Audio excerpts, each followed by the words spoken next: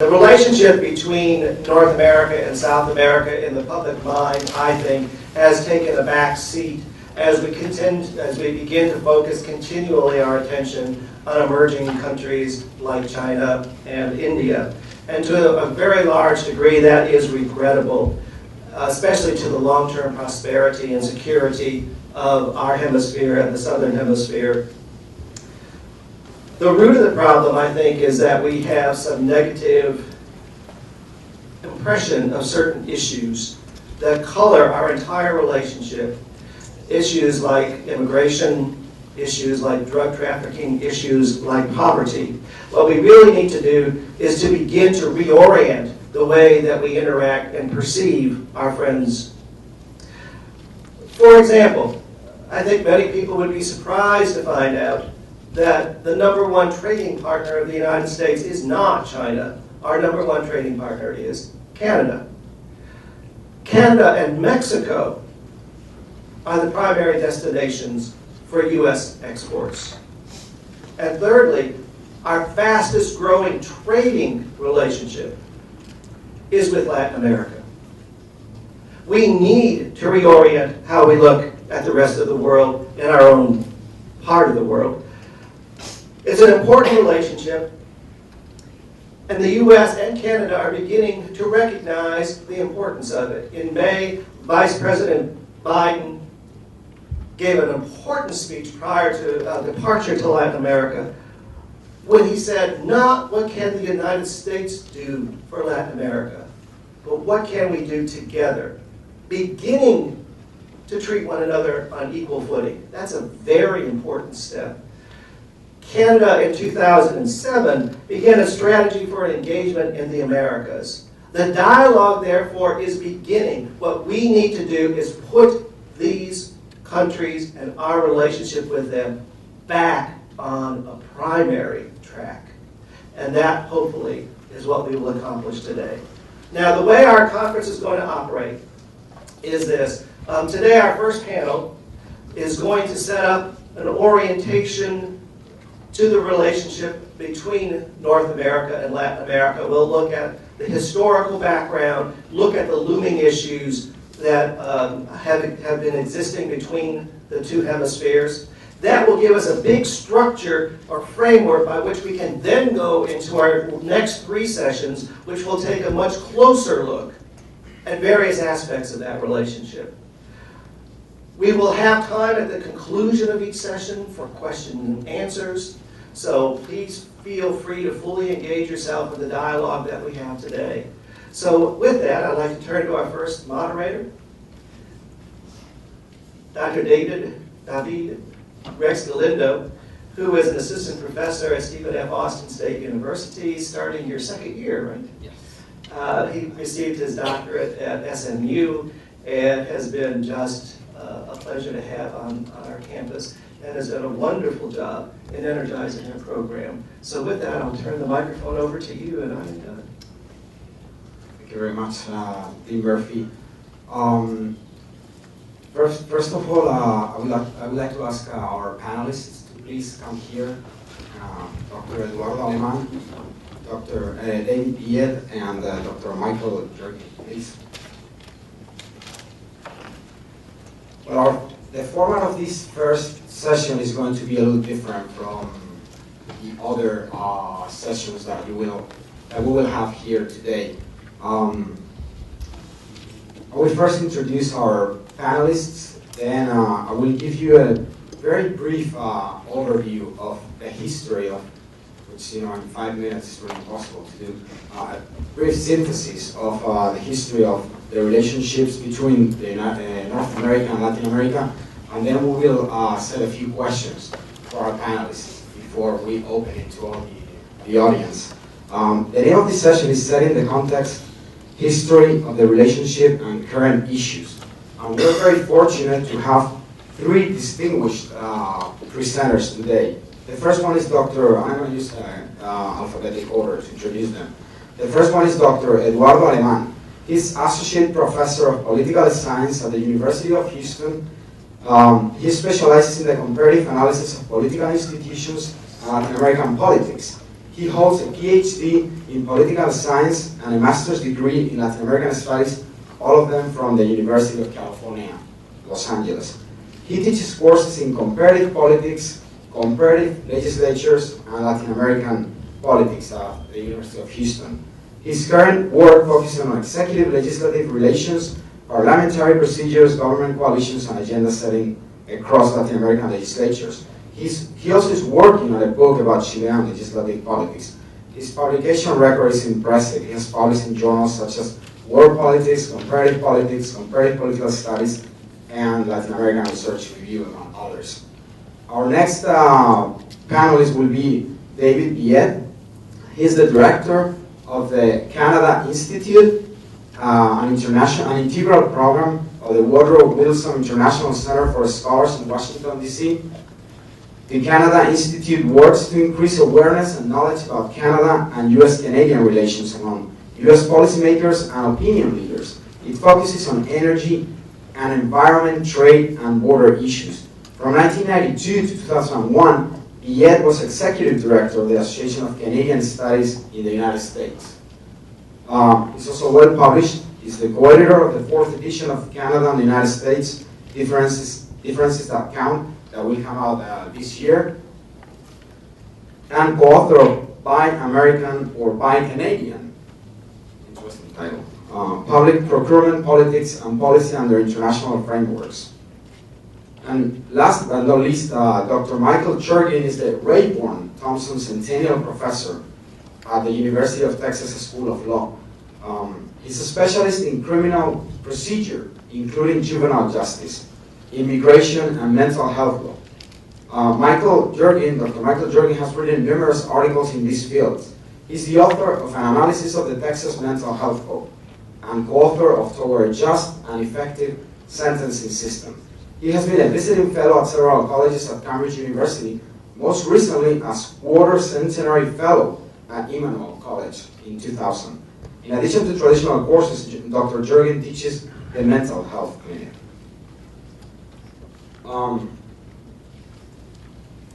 So thinking about setting the context about the Latin American and North American relations, well, these relations among the modern countries, I'm talking about the modern countries, the US, Canada, and the Latin American countries, has long historical roots. Those roots actually date back to the United States War for Independence. In fact, we think about Texas, where we are at right now. Texas is a legitimate starting point to study the convulsive history that has bound the United States, less convulsive Canada, and the countries that emerged south of the Rio Grande. Between 1779 and 1782, Tejano men under Calo supplied Bernardo de Galvez' large army. And Galvez, the city of Galveston, it bears the name of this man. In defeating the British troops stationed along the Mississippi River in Florida. 40 years later, the United States and then British Canada supported Latin American struggle for independence, to the extent that even Thomas Paine's Common Sense was translated into Spanish in 1811 and circulated in Spanish America during its independence movements. Of course, the United States remained a close observer of Latin American affairs for most of the 19th century. Canadian foreign policy was bound and controlled by Britain through the 19th century, thus limiting direct relations with Latin American countries. The rise of the United States as the major economic partner in lieu of Britain in the late 19th century began a century of military intervention that still resonates in Latin America nowadays.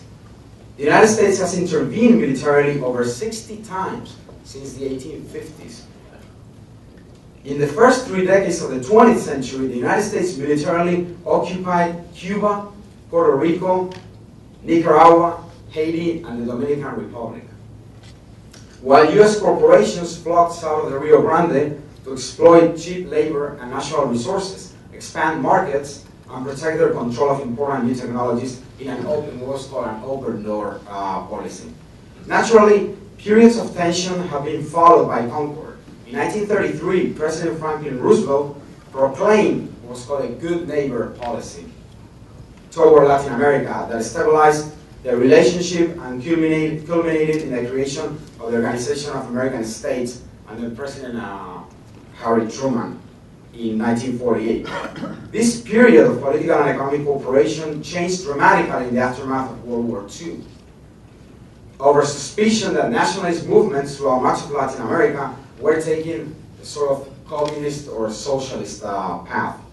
Due primarily to the Cold War, North American support shifted to conservative dictators to stem what was perceived as this communist threat in the region. The fall of the Soviet Union and communist regimes in Eastern Europe 25 years ago, and the return of democracy to Latin American countries in the 1990s, have ultimately led to a deepening of economic and political cooperation across the northern and the southern hemispheres. Ironically, Canadian ties to the British Empire in the early 20th century also hampered its involvement in Latin America because, and this is ironic, US opposition to that involvement due to the Monroe Doctrine. But it's been particularly after World War II that Canada has also become a leading political and economic partner in Latin America. So having this said, I have a few questions that I'm going to address to our panelists today. So the first question is, how has the history of the relationship between North America and Latin America shaped our current agenda? Thank you very much for your introduction and for having me here. I think this is a very interesting gathering, and I think it should be very helpful not only for those present here, but also to those interested in the relationships between Latin America and the United States. So let me address directly your question first about how history has influenced the current relations or the current agenda between both regions. And let's say that in a nutshell, I think it affects it in two ways. It affects, history affects our priors, the way we perceive each other, how much we trust each other. And I think history has a big impact in the way Latin Americans see the United States and the way the United States see Latin Americans, and the extent to which we trust each other and the extent to which we would take risks together. I also think that history also affects the priorities that both citizens and governments give to different issues. And I think that perhaps the most obvious implication of that is that there is no one agenda, but many agendas in the relationship between the United States and Latin America. So let me give you perhaps three examples of how I think history, in a way, plays a big role on the agenda between both regions. Perhaps some of the most problematic aspects of this relationship are nowadays evident in the current controversy over the OAS. Nowadays there is a debate going on about the funding of the Organization for American States, and there is a lot of concern in the US Congress about the actions taken by the OAS and its administration over the last, let's say, decades maybe, but perhaps the most recent period. And there is a discussion about withholding some of the funds, which would hurt the organization quite a lot. On the other hand, I would say that from the other point of view, from Latin America, I think we see a lot of suspicion of the Organization of American States, and in general the threat of irrelevance from many of the governments in Latin America. So I think that would be one example in which history plays a role, perhaps most evident in terms of the distrust that may exist between perhaps politicians in both regions. But let me give you a very different example.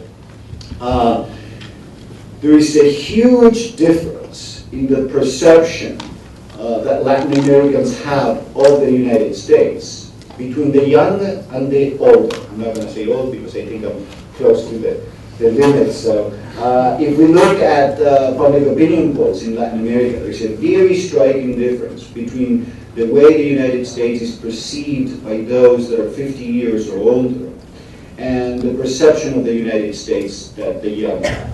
And the difference is striking. It's, you know, sometimes 15, sometimes 20 percentage points, which is huge. Young Brazilians, to give you an example, overwhelmingly see the United States in a very positive light. And so the people over 50, but not perhaps as much. So I think that's another very striking difference, which I think has to do with the history of both regions. Those 50 years or older grew up in the 1960s, in the 1950s, in the 1970s. Those were very troubled years for the relationship between Latin America and the United States. Those born or those that really grew up after the Cold War tend to have a much more positive view of the United States. And I think that's another arena where we can see this historical differences play out. The last point, also very different from the other two, is that history leads us to have a sort of a special relationship with some countries more than others, perhaps. And the case of tiny El Salvador comes to mind here.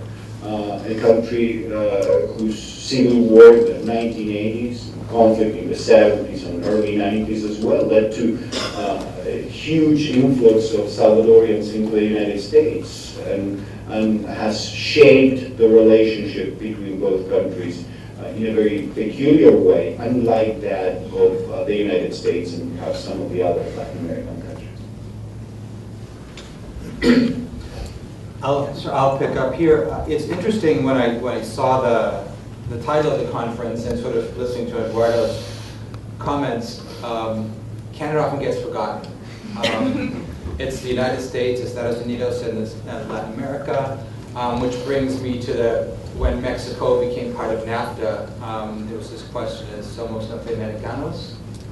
Did Mexico then become North American, and is Canada North American as the United States is North American? So that term norteamericanos used not always favorably, but did Canada fall into that area? I mean, Canada doesn't have the history that the United States did with Latin America. I mean, we didn't have Canada, I'm not kidding, but Canada did not invade countries 60 times. In fact, Canada didn't even control its own foreign policy until well into the 20th century.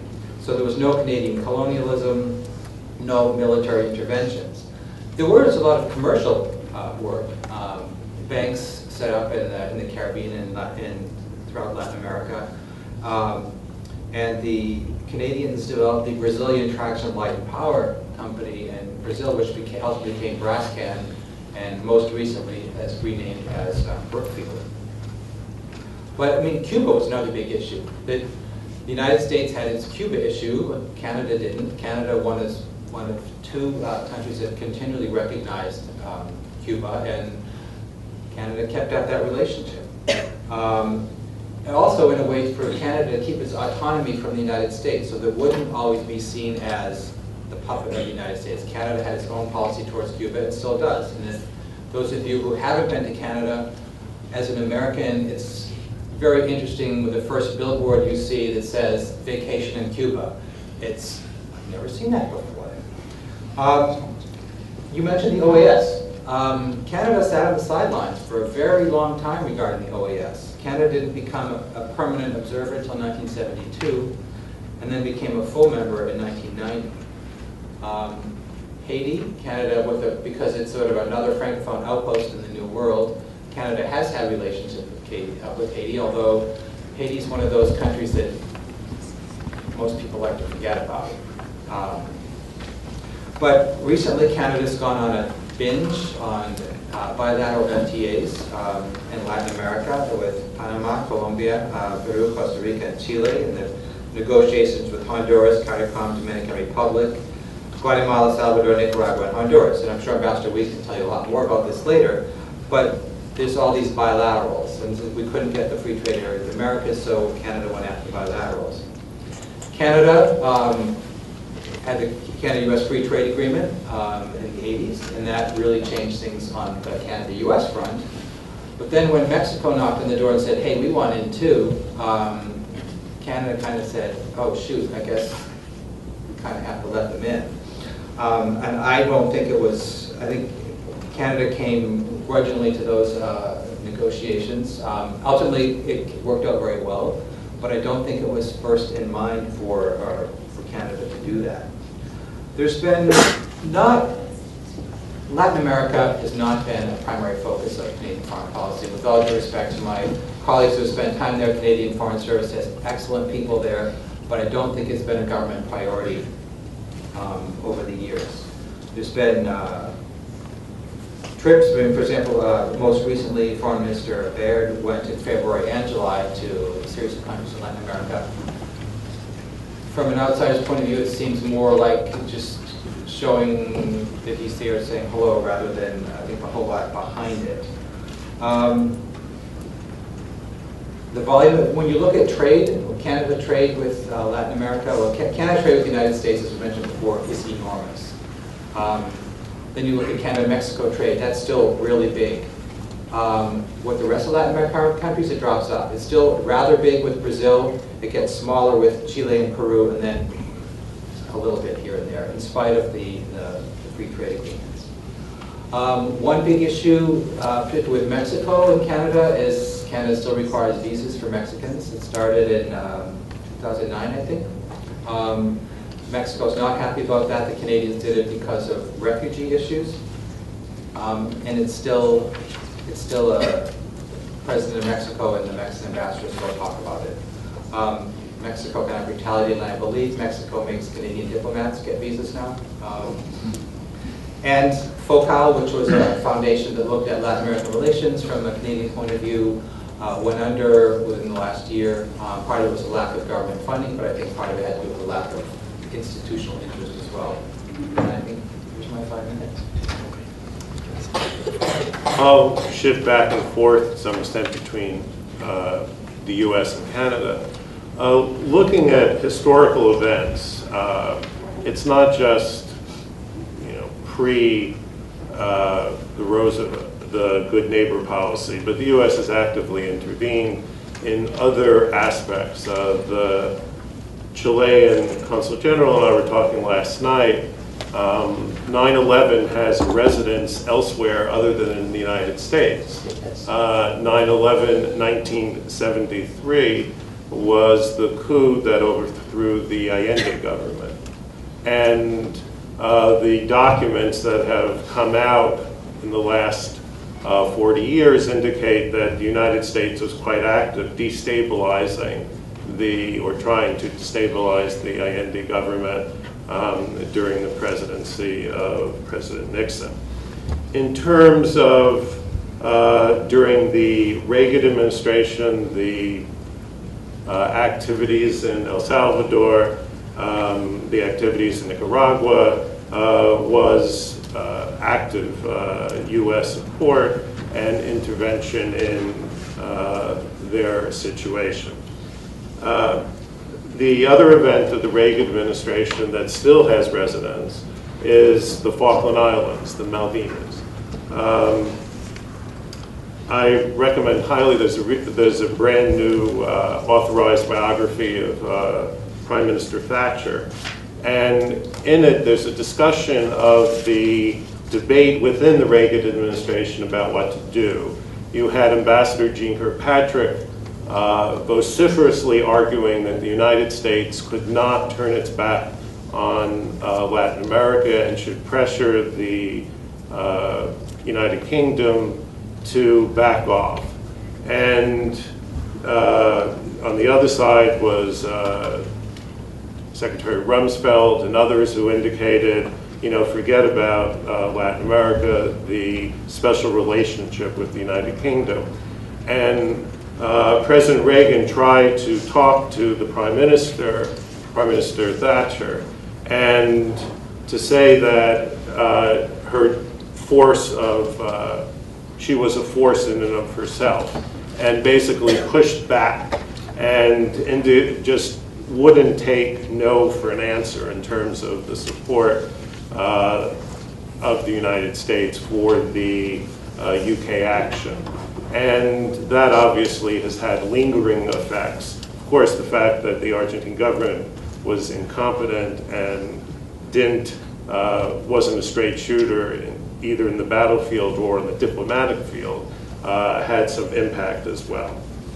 And then, of course, there's Haiti during the Clinton administration, where Latin America sort of looked sort of askance at an inability of the United States to put Aristide back in power. You had this U.S. envoy going to Port-au-Prince, and a mob greeting it, and the U.S. backing away. And it was not a very pretty situation. So by the time we have the second President Bush and President Obama, there has been an effort to sort of pull back and say, let's look at Latin America somewhat differently. And there is now a fair amount of activity. Sometimes it comes to the fore, sometimes it seems to be way on the back burner. But in focusing on trade agreements, President Bush actively did so. President Obama followed through on several others. And Latin America itself hasn't been static. So you have the Pacific Alliance, which in May of this year, it's an organization of Chile, Colombia, Costa Rica, Mexico, and Peru. The Harper government actively followed the events of this creation of this alliance, and there was participatory observer status for the Canadians at the Pacific Alliance, a meeting. And in terms of an active trade group, it seems to be far more effective than the much longer-lived Mercosur group with Brazil, Argentina, Paraguay, which has become much more statist-oriented, not very much trade-oriented, and now has Venezuela and Cuba involved, and it really hasn't worked at all as a trade agreement. And the U.S. has gone, as David described with regard to Canada, the U.S. also has gone through the policy of trade agreements and now has agreements with Peru, Panama, Nicaragua, of course, Mexico and Canada, Honduras, Guatemala, El Salvador, Dominican Republic, Costa Rica, Colombia, Chile, and has a framework. It's not part of this conference, but the English-speaking Caribbean exists as well, and the U.S. now has a framework to try to develop a free trade agreement there as well. And Eduardo mentioned the OAS, and I should just add that within the last week, actually, Congress passed and President Obama signed something called the Organization of American States Revitalization and Reform Act of 2013, and it indicates an attitude of the U.S., Congress certainly, in its congressional findings, but a sense of Congress that the OAS would benefit from enhanced coordination between the OAS and the Inter-American Development Bank on issues that relate to economic development. So you can see there's much more an economic development attitude and less of sort of the waving the flag and the big fist. So I'll stop there. Thank you. Following with those comments, I was reading the newspaper this morning, and there's going to be a summit this weekend in Panama. It's the Cumbre Iberoamericana, the Ibero-American Summit, that has been traditionally sponsored. I mean, it's a summit between all Ibero-American, all countries, Spanish-speaking countries or Portuguese-speaking countries, with Spain and Portugal. And the major news was that most of the presidents of half of the Latin American countries were not actually attending the summit, which has been traditionally very well attended. So there's like this idea that these kind of summits or these connections between Latin American countries and Spain and Portugal are becoming less part of the national agendas. And I wonder if this is also going on with the OAS, if Latin American countries also see with suspicion, especially thinking about what's happening in Cuba, if Cuba is invited, if not, if they see, if there's a history that would look at this organization really losing its role as a way to bridge all the countries in the Western Hemisphere. Well, there's certainly, there have been attempts of Venezuela, Cuba, and others to retreat from the OAS organization. They set up a counter-organization called the Community of Latin American Caribbean States, which pointedly excludes Canada and the United States. But it hasn't done very much. Recently, there's been some concern in parts of Latin America about the, not so much the OAS, which is, there's the Summit of the Americas, the OAS does some things, but there's also a human rights component, and there's the Commission, as well as, which is based in Washington, and there's the court that's based in Costa Rica. And of course, the United States never signed on to the optional protocol to have cases brought against the United States in the court in Costa Rica. Although, I might add, recognizing his incredible human rights participation, Tom Bergenthal was on the court through the nomination of Latin American nations.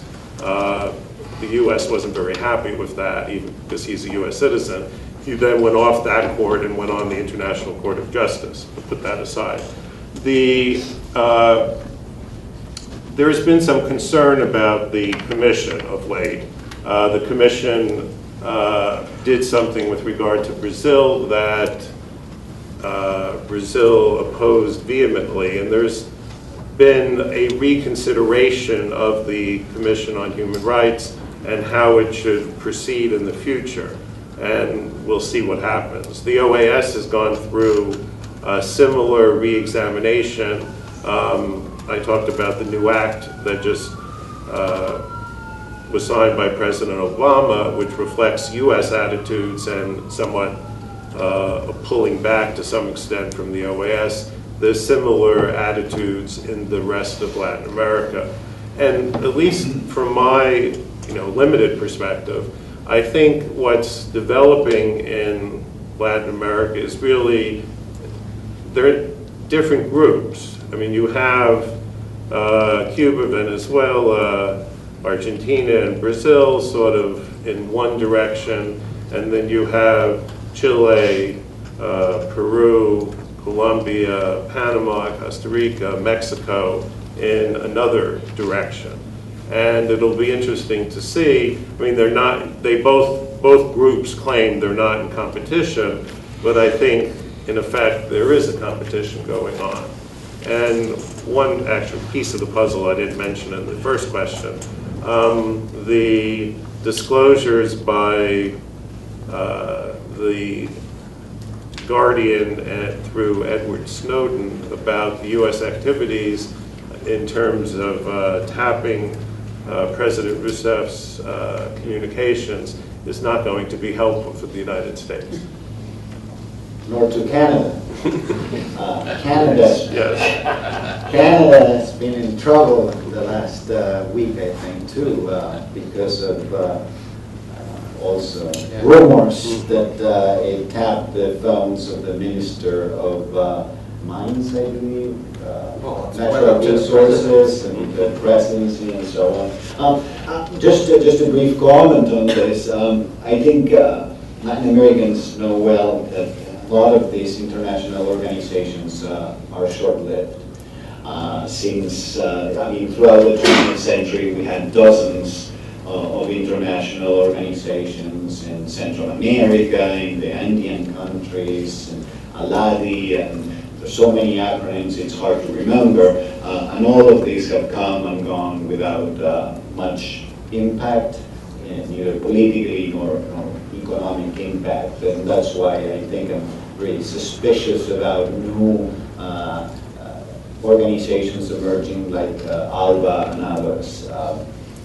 So I think that the OAS has shown that it has the strength to survive throughout the years, and there may be ways for the OAS to be sort of reborn with greater strength as new issues come to the forefront. We have to remember that in some ways the OAS was formed, led by the United States with very specific security concerns for the U.S. So its role has changed over the years, and I think it's been a difficult journey to try to find what is the appropriate role for the OAS nowadays. And I think that change enabled Canada to become a member of the OAS as the U.S. became. It didn't want to be there as the United States puppet, but wanted to be there on its own. Yeah, we'll be looking at the Brazil-Canada spy thing next week at the Wilson Center.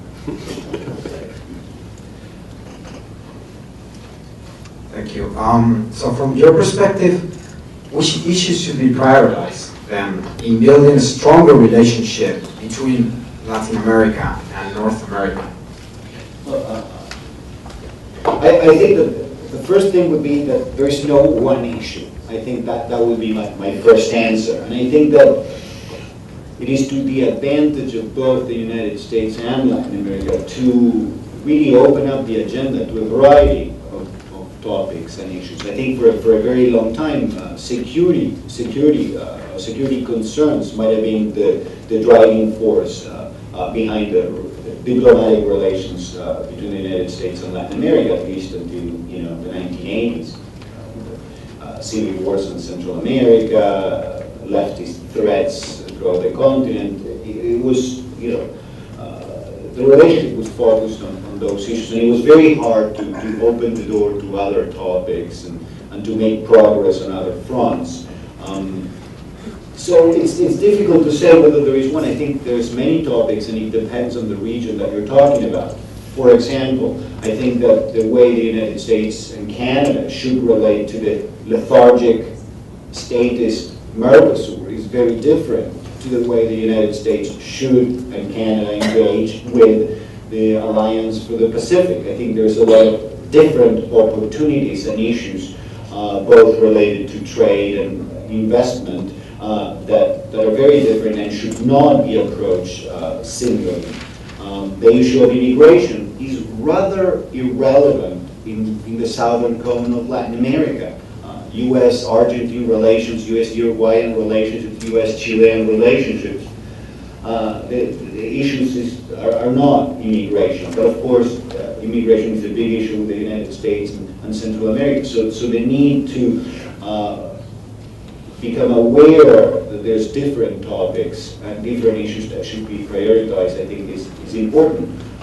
But if you were to ask Latin Americans what they think it's the #1 issue, they consistently respond economic development and job creation. Sure, I was going through your list, David, and sort of looking from a Canadian perspective or a Canada-U.S. perspective.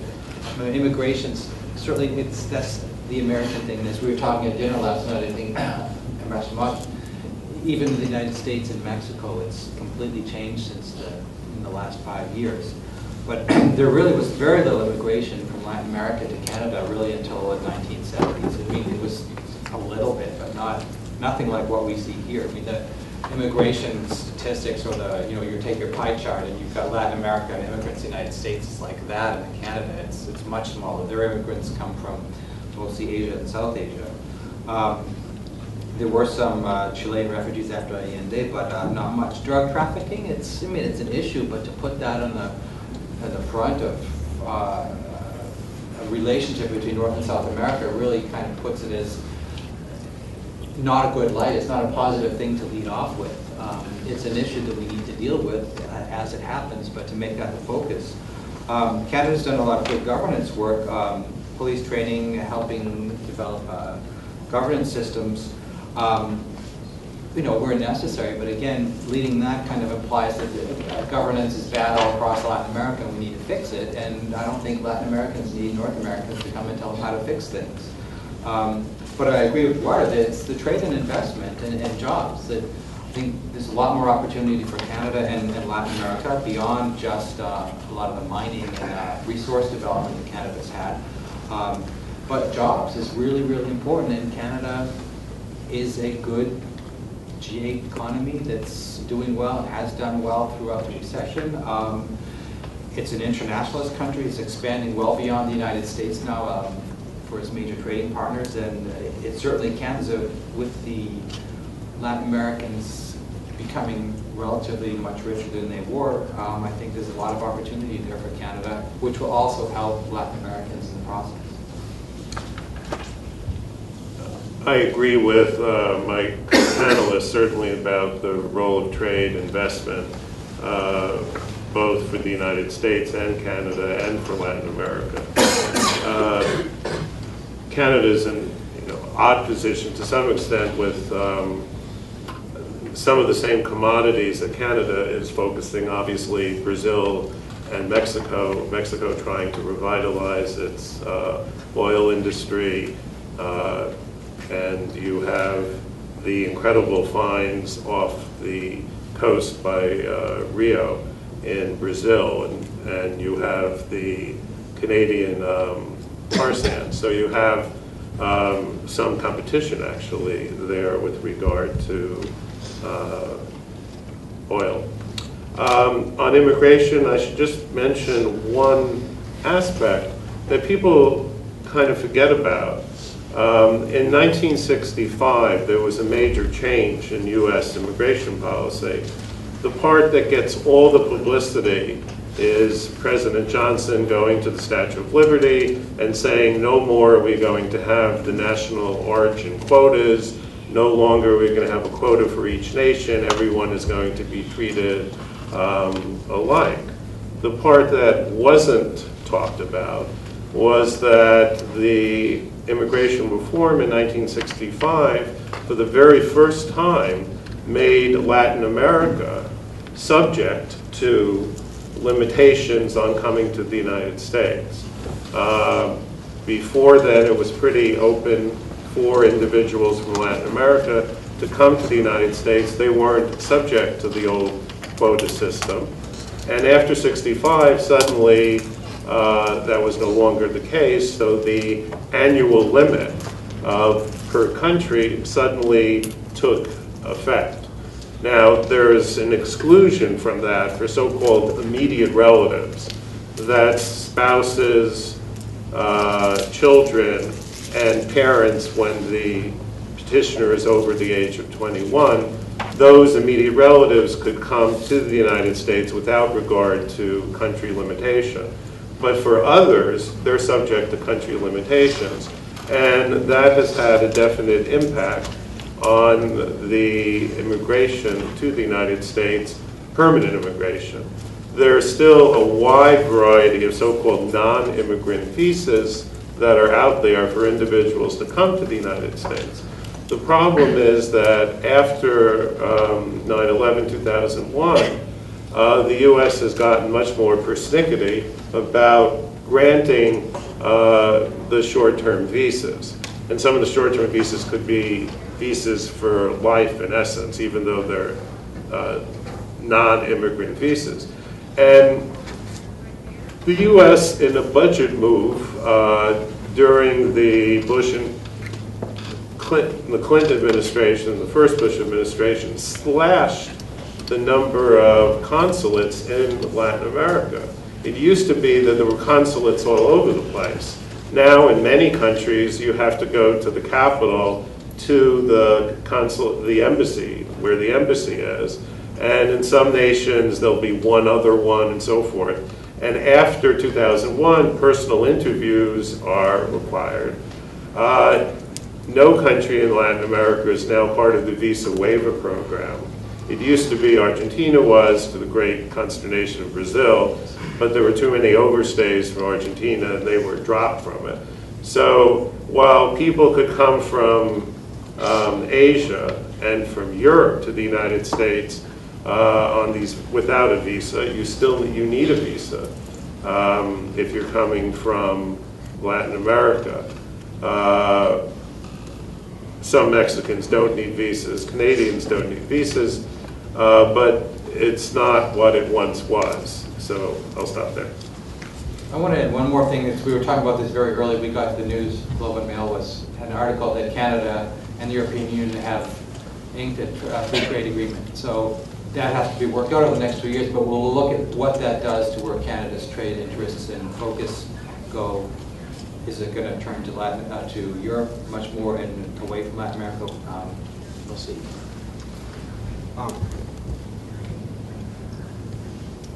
Following with this interest in revitalizing the relationship, the connections between North American countries and Latin American countries, in 2009, President Barack Obama attended the 34-country summit of the Americas in Trinidad, where he pledged, and I quote, "new era of partnership," end quote, between the two halves of the region, in place of stale debates and old ideologies.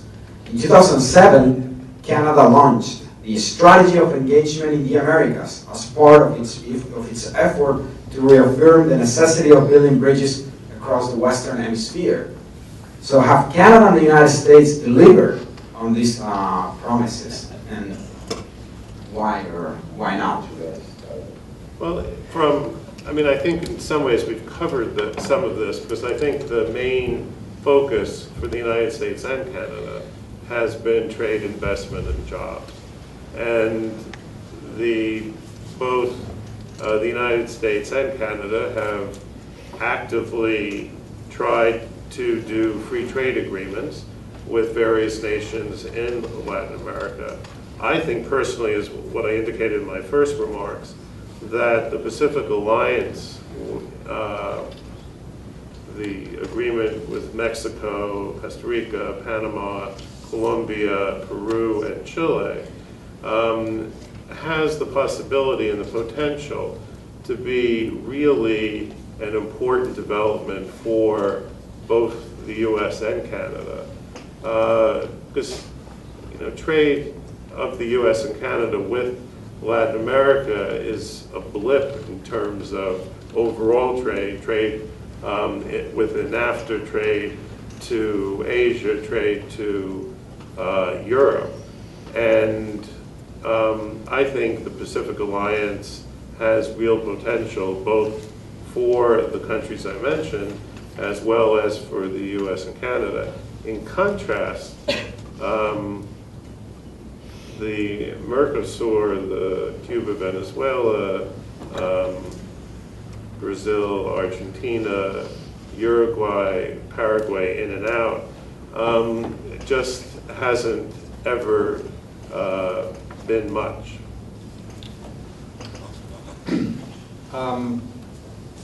I think you asked it, had it delivered, I'd say no.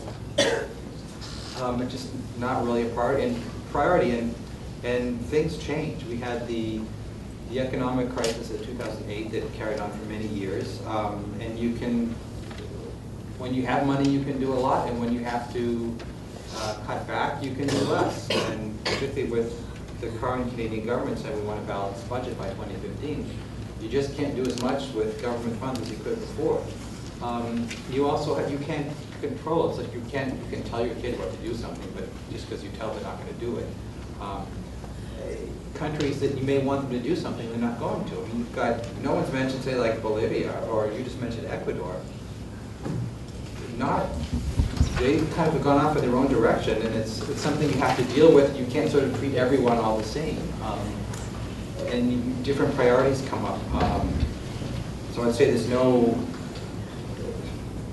It'd be nice to have a blanket arrangement that you can sort of do everything in a perfect world, but I think a lot of these, this symmetry, it's, to be cynical about it, it's more for show than it is for really long-term substance. I'm generally skeptical of summits. They're great photo opportunities, but they not always deliver.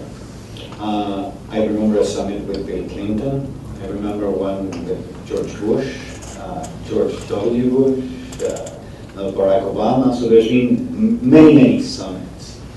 And I think one of the problems with the summit is, again, this idea that there is sort of a blanket plan or a blanket strategy that fits all Latin American countries, and that the US or Canada could actually deliver on a negotiation with 20-something Latin American countries. And I think that there is a problem there that I think the panelists here we have mentioned, which is that there are so many different governments, types of governments, and strategies for development within Latin America that it's hard to successfully advance an economic or trade program that would work in the whole region. I think part of it has to do with the way Latin America is.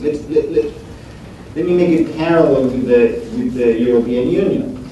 I think Canada can undertake trade negotiations with the United States through the European Union, because in the European Union there is some basic consensus about the economy, about the role of institutions, about the limits on government, etc., that allows European governments to negotiate as one, regardless of whether they have a conservative or a labor government in place.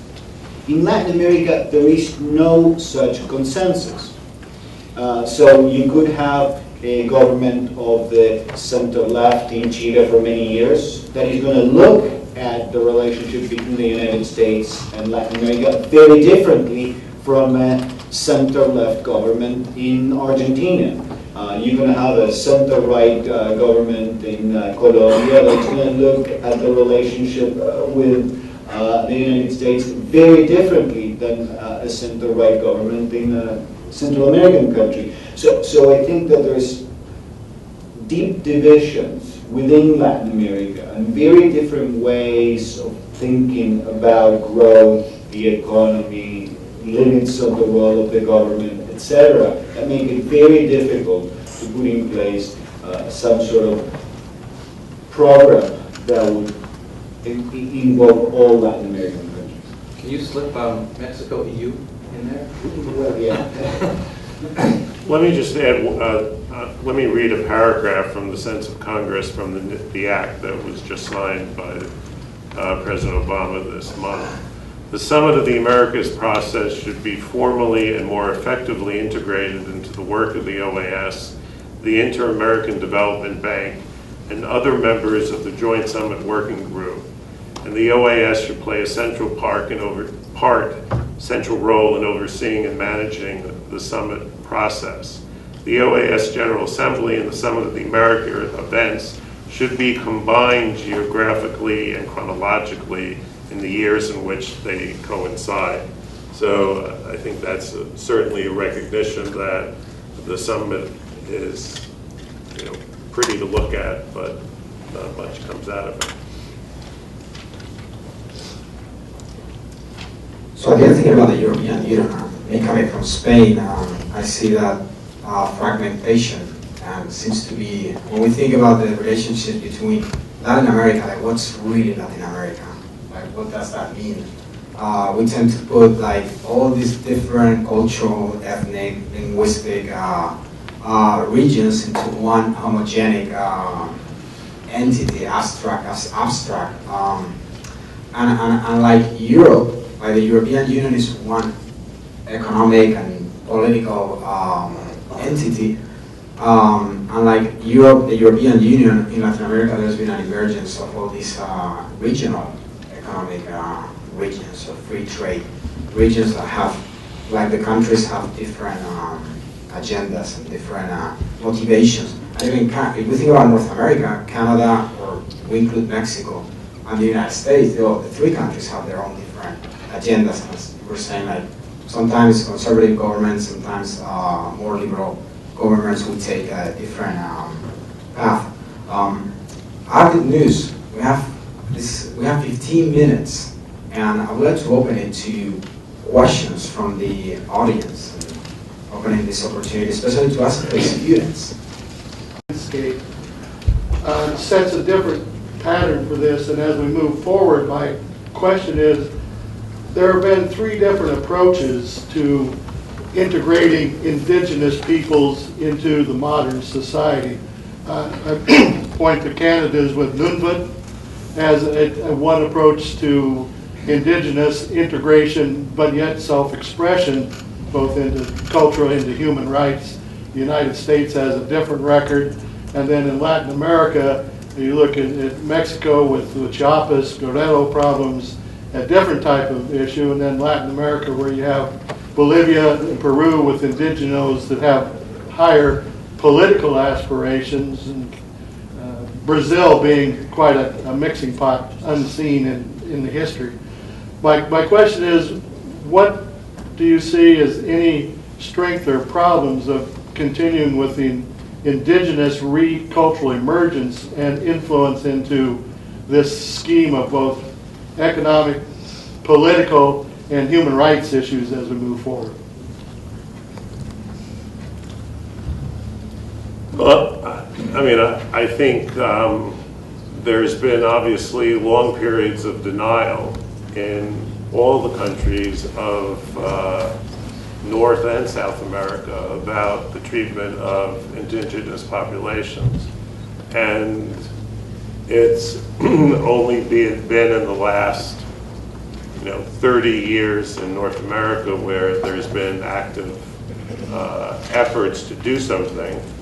And even today, so we have Canada doing its bit, but Canada doesn't have an act, for example, comparable to the US Act about returning all these ethnographic materials that are in museums of natural history throughout the United States. And there's now this elaborate system of returning them to the indigenous populations in Canada, and hasn't done that. And there hasn't been an active similar thing going on in Latin America. The denial continues in wide parts of Latin America, and it's not just with the indigenous population. There's, you mentioned Brazil. Take Brazil's very long denial that they had a race problem, and it's only been recognized in the last 2 decades, I'd say. And if you look at Colombia, for example, a recognition of how the treatment of the Afro-Caribbean black population. I think there's a lot of progress needed in all of North and South America on that issue. How things develop through the years as well is important. The British Crown made agreements with native populations, which they're still trying to get recognized. Now, yes, there's none of it, but there's a whole lot of other land claims, territorial claims, claims for recognition that are going on. The role of native populations in Canada is it's different from the United States. We kind of move people off to the east and made them travel and then reservations, and we kind of ignore them. I'm from the Northeast, so we don't have very many Indians left there, and even though they got some casinos in Connecticut, there are probably about 1/8 or 1/16 native blood there. But I mean, Canada's very different, and if I can be so bold as to say it's sort of like Black Americans in the United States, it's an issue that people don't want to talk about, but there's a lot of problems that still need to be fixed. I'd say that in many ways we're discussing these issues because of both economic development and democratization. I think that improvement in the standards of living of Latin Americans more generally, what we've seen in the last 30, 40 years, combined with the period of democratization that starts in the, let's say, late 70s, early 1980s, have opened the door to these issues and have opened the door also to the politicization of indigenous people. And this may seem rather chaotic, but it's normal, it's okay. It become institutionalized, I believe, as time goes by, but I think what we are observing in places perhaps like Ecuador or Bolivia should have occurred maybe a long time ago. And I think the reason why we're observing those types of conflictual but at the same time signs of political awareness are the result of the improvements in the standards of living of indigenous people that in some ways allow them to become engaged in politics, and also the arrival of democracy, a very messy democracy to the region, but one that allows people to organize and protest, and perhaps in a very messy and not very effective way at the beginning, but I think this revival of both indigenous parties and indigenous organizations more generally are very welcome to the region. Stephen F. Austin. My question is that in regards to Latin America, Canada seems, to me anyway, relatively uninterested. You said that the foreign minister was, when he was in, I believe it was Argentina, you said it was a facade almost. Then with this current development in the European Union with Canada, how interested do you think overall Canada is? And do you think that Canada's late arrival in foreign policy to Latin America has been a hindrance or a help in that regard? I didn't mean to say that he just went to have pictures taken. I mean, there's a lot of kind of business development that goes along with this, Canadian companies, Canadian investment. And for example, in Brazil, I think there's 50,000 Brazilian students coming to Canada to study, which is a big deal. But Canada's a relatively small country. It's about 35 million people. California has more people than Canada does. So in a way, you're limited as to what you can do. And I think Canada does an awful lot considering its size. But its main thing is with the United States. It's so much trade with the United States. And it wants to and is expanding.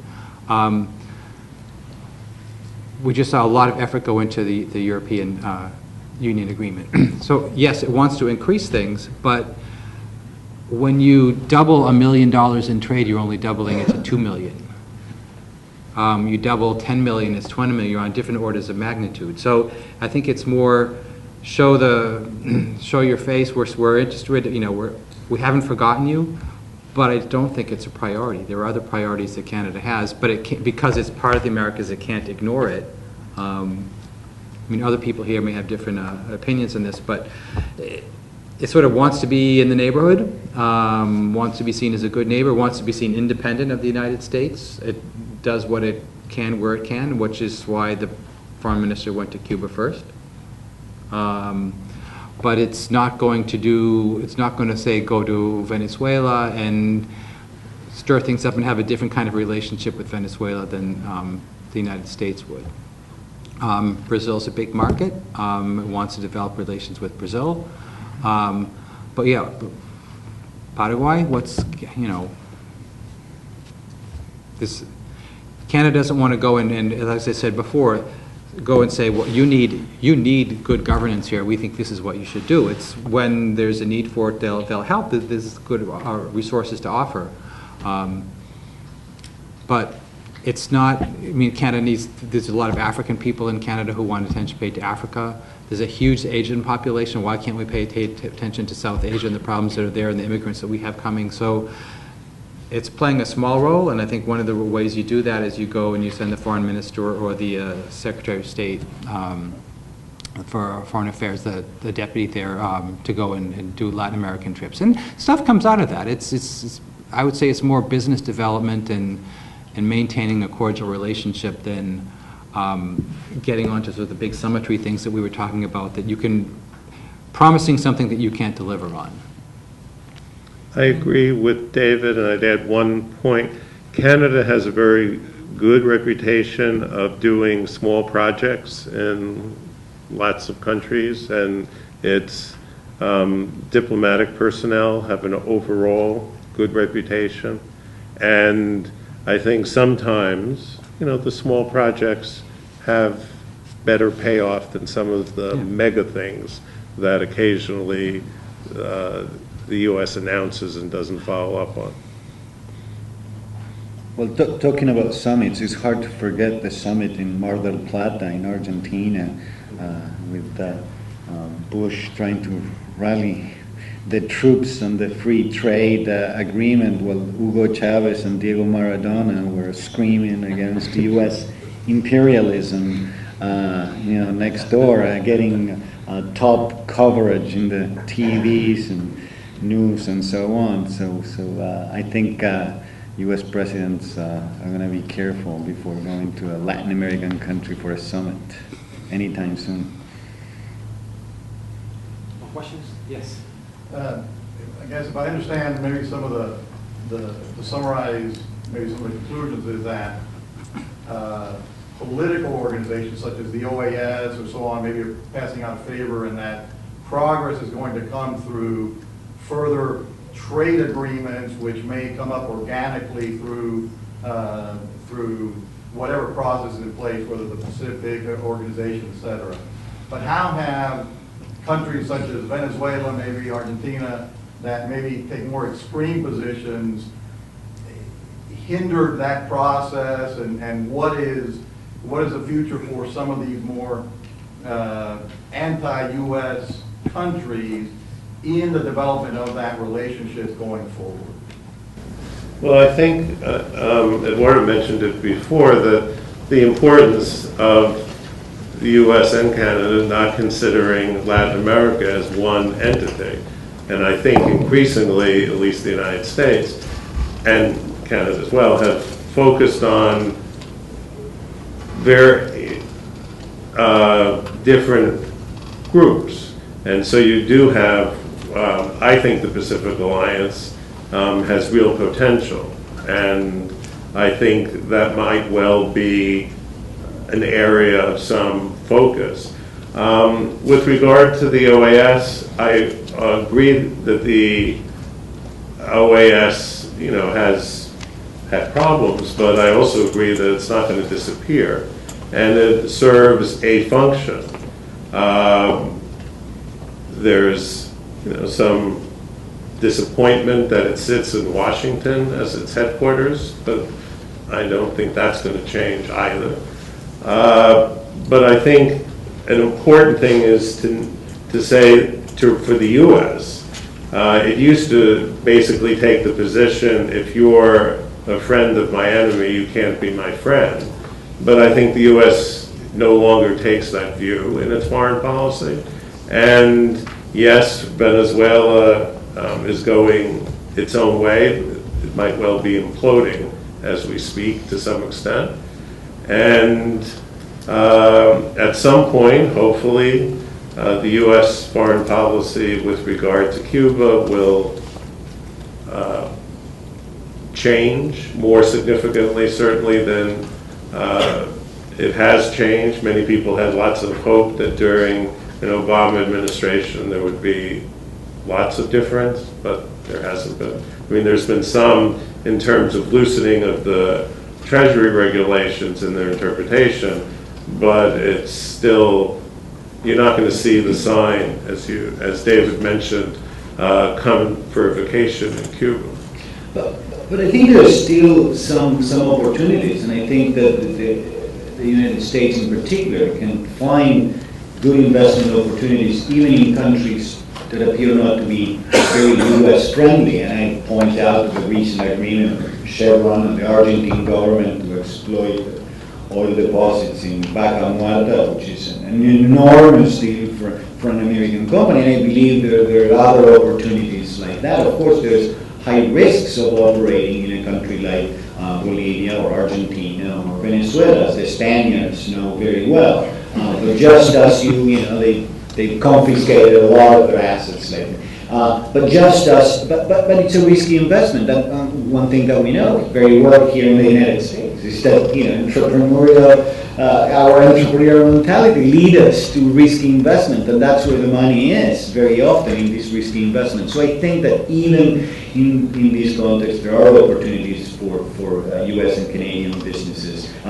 For example, in natural resources in Brazil, even though Brazil is a very closed economy in many ways. So I think there's still opportunities, and as long as the countries are smart enough to find the niche and the strategy to get to those investments and those trade deals, I think there's still opportunities, even in countries that are relatively closed economically and statist, like Argentina, for example. I think there's a role for the OAS just like there's a role for the United Nations. I mean, we don't give everything to the United Nations. It's good for some things and not good for others. And I think it can be good at what we decide it's good at. I mean, I'm certainly not an expert on international organizations, but that's not going to stop the individual investments that we're talking about from happening. And you go where the interest is, and where you can try to make a go of it. And most people believe in the institution and I think want to make it better. It's why it's hung on for so long. Questions? Yes. How has organized crime impacted not just U.S. investments, but regional investments in South America? Well, I would say in various ways. Just at the most basic level, there is an extra cost, right? So there is an extra. I was in Colombia a couple of weeks ago, and there is an extra cost for U.S. companies doing business in Colombia because of security concerns. So I think it affects both the bottom line in terms of overheads and costs and so on, but it also affects, I think, the willingness to invest and to seek out opportunities because of this fear of crime and what would happen to our employees or the people we hire in those countries. So I think crime takes a bite out of business opportunities, aside from its detrimental effect on society more generally.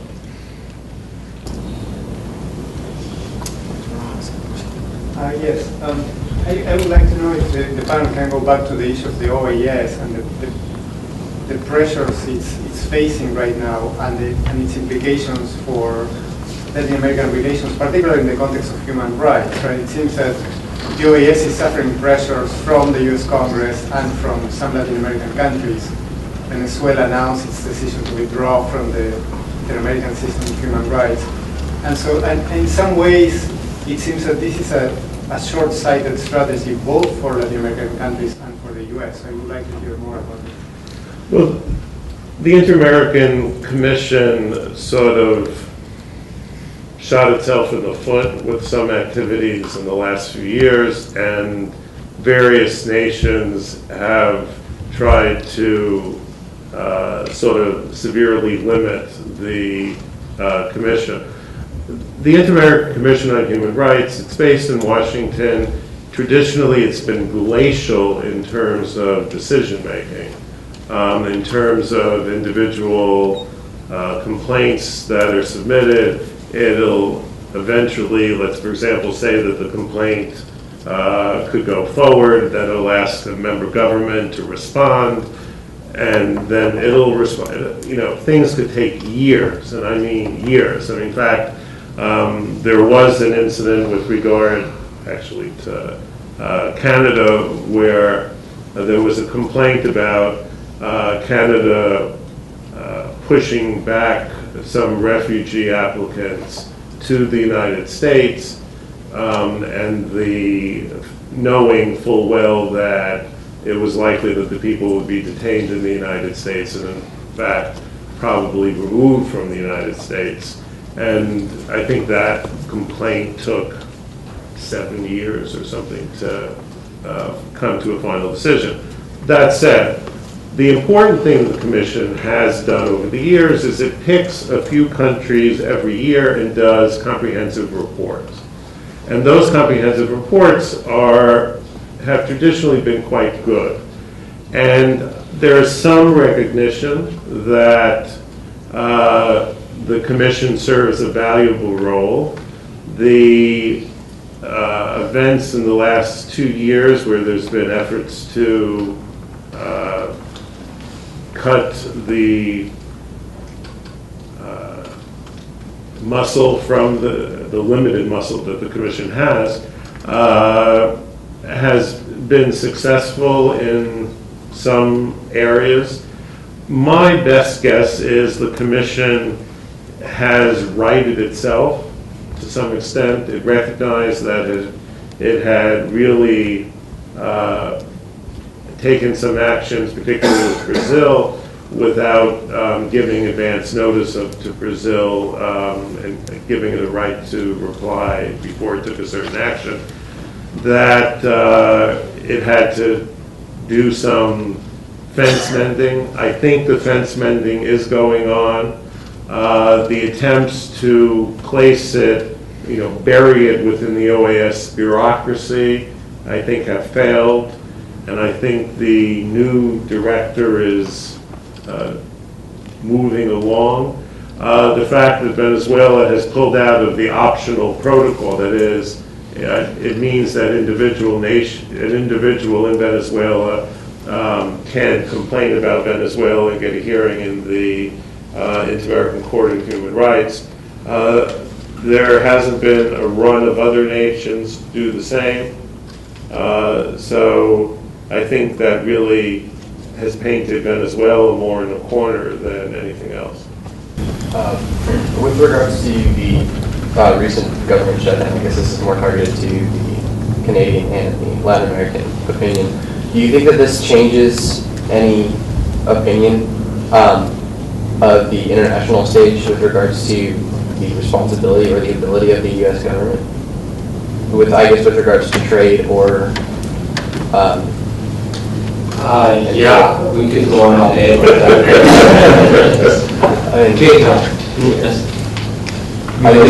What major implications would you find with relations between U.S. and Canada and U.S. and Latin America? Let me give you another one. My brother-in-law was coming from Argentina on a federal-sponsored trip. He's a professor there. And those trips were suspended. But aside from the family story, this has been on the front page of newspapers all over Latin America for a few weeks now. And this, it affects Latin America because a lot of Latin Americans hold U.S. Treasury bills. And so we care about what happens to our money. But I think so it had an effect on some projects, perhaps not so much. This might have affected perhaps Europeans more than Latin Americans. But I think that in terms of the perception of the United States as a leader, I think it has a big impact not only in Latin America but across the world. And I think the lowering of U.S. standard, of the U.S., the way people perceive the U.S.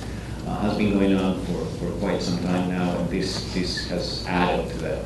The U.S. was seen as a dysfunctional nation, and I think that will have long-term effects.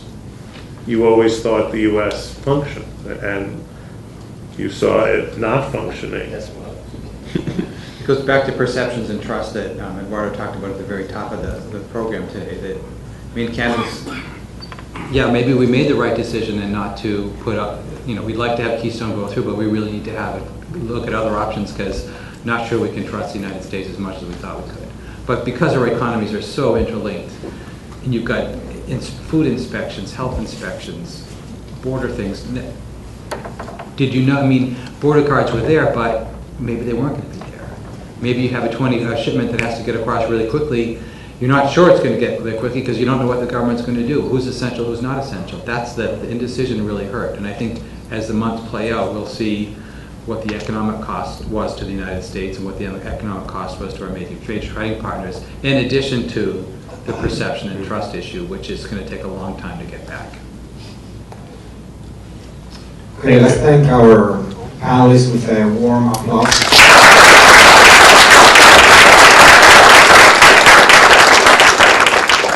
We have till 10:30. There's a coffee break now.